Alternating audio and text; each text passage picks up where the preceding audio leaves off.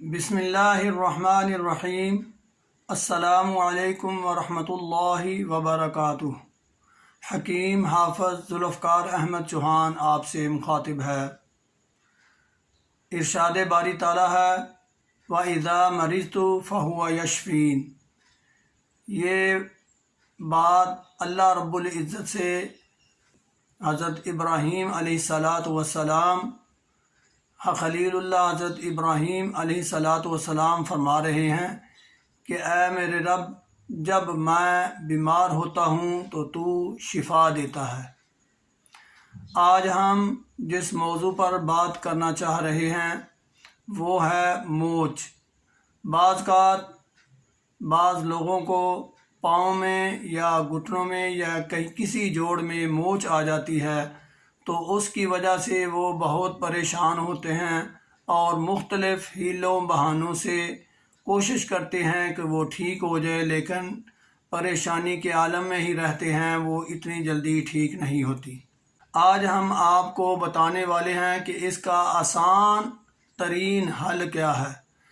تو میں آپ سے عرض کر دوں کہ جس جوڑ میں بھی موچ آ جائے، چاہے وہ پاؤں کا ہو یا کلائی کا ہو یا کونی کا ہو یا کوئی اور جوڑ موچ آ جائے، تو آپ نے اس کی یہ صورتحال کرنی ہے کہ ایک توے پر کچھ سرسوں کا تیل گرم کر لینا ہے۔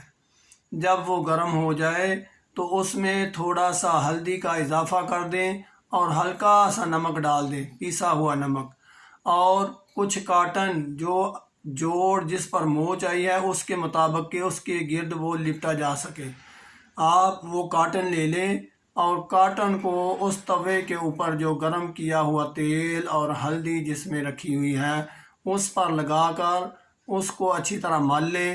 جب وہ اس قابل ہو جائے، ٹھنڈا اتنا ہو جائے کہ وہ آپ کی یا مریض کی برداشت کے مطابق ہو جائے، تو اس کو اتار کر آپ اس جوڑ پر جس پر موچ آئی ہے، چاہے وہ پاؤں کا ہے، کونی کا ہے یا کلائی کا ہے یا کمر کا ہے یا سینے کی درد کہیں ہے، تو آپ وہاں اس کو لگا دیں اور اوپر کچھ پٹی وغیرہ باندھ دیں۔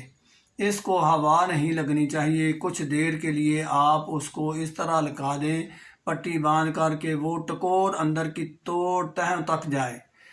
یہ آپ معاملہ 1 2 3 دن 4 دن جب تک آپ سمجھیں کہ یہ درد بالکل ٹھیک ہو گیا ہے تب تک آپ اس کو دہراتے رہیں۔ میرے اللہ کے فضل سے 4 یا 5 دن سے یہ زیادہ دہرانا نہیں پڑے گا۔